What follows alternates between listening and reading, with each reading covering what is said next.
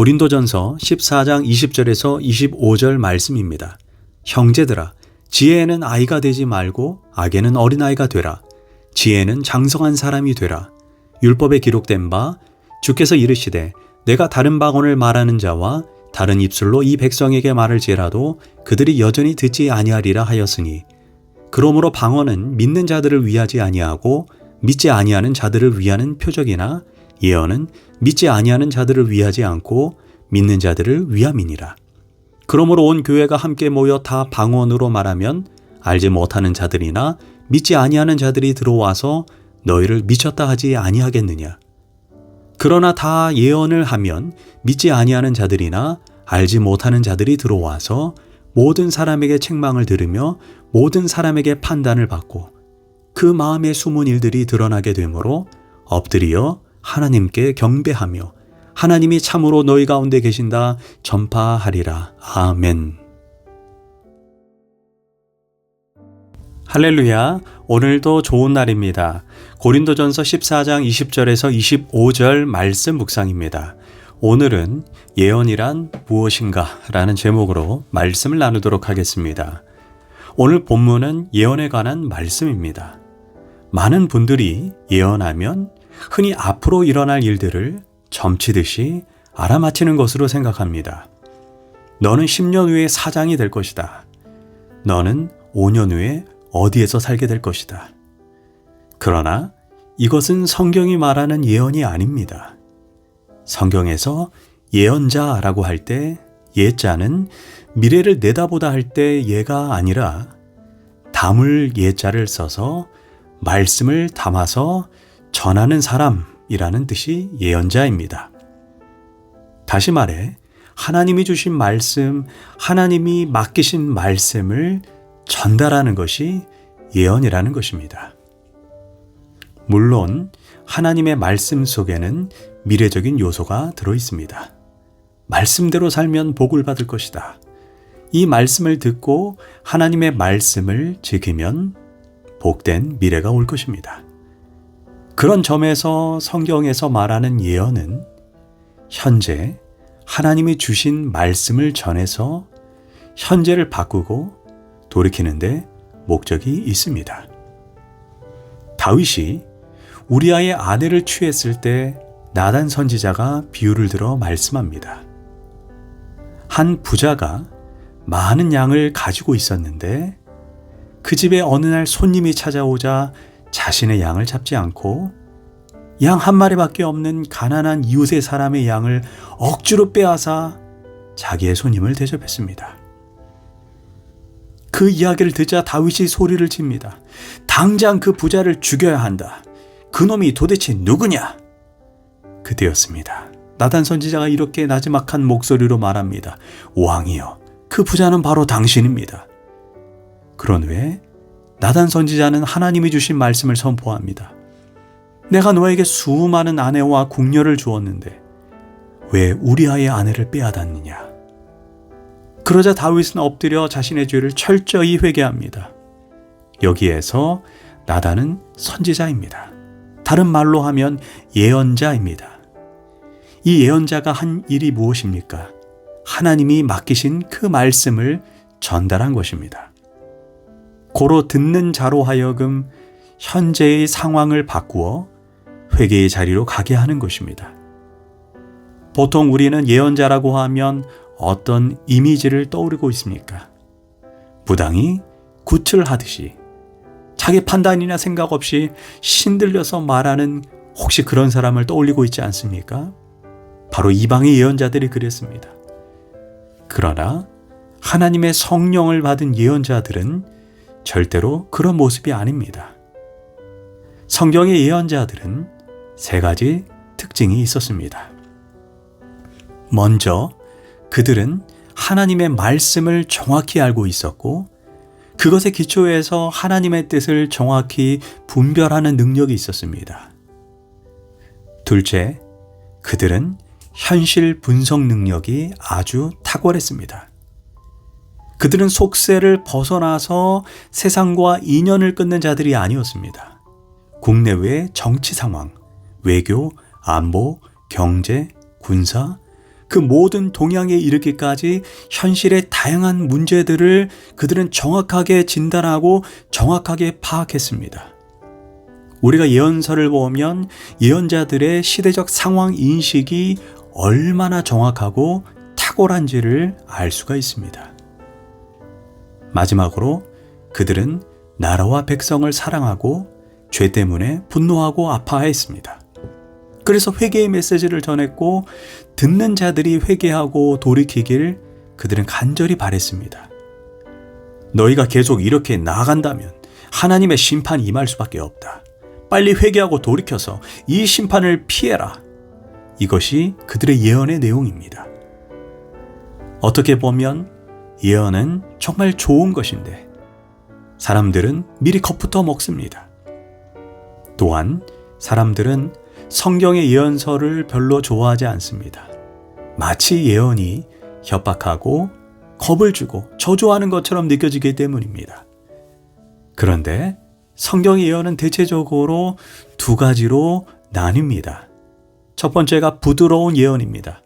부드러운 예언은 주로 덕을 세우고 권면하고 위로를 주는 예언입니다. 어떤 사람이 상황이 힘들고 어려운 가운데 있습니다. 그때 하나님께서 그에게 은혜의 말씀을 주셔서 그와 함께 하심을 확인시켜 주는 것입니다. 제가 처음으로 사역했던 교회에서 있었던 일입니다. 그때 부흥회 강사로 카메룬에서 40일간 금식하고 오신 목사님이 그 부흥회를 인도했습니다. 그런데 설교 도중에 갑자기 2명의 사람을 지적했습니다. 그때 부흥회에 참석했던 성도만 3,000명 정도 되는 아주 큰 교회였습니다. 더 놀라운 것은 그때 그 두 사람은 서로 성전 반대편에서 예배를 드리고 있었던 사람들이었습니다. 한 분은 왼쪽 발코니, 한 분은 오른쪽 1층에서 예배를 드리고 있었습니다. 먼저 남자분을 일으켜 세웠고 그리고 반대편에 있는 여자분도 일으켜 세웠습니다. 사실 저는 그 두 분을 정확히 알고 있었습니다. 제가 맡고 있던 교회 학교 학생들의 아빠, 엄마였기 때문입니다. 그리고 저는 그 두 분이 이혼 직전이라는 것도 알고 있었습니다. 무엇보다 이 두 분이 부흥회를 통해 하나님의 뜻을 묻기로 했다는 것도 자녀들을 통해서 알고 있었습니다. 그러하기에 저는 그 두 분을 지목한 것에 정말 소름이 끼쳤습니다. 한 번도 개인적으로 만난 관계도 아닙니다.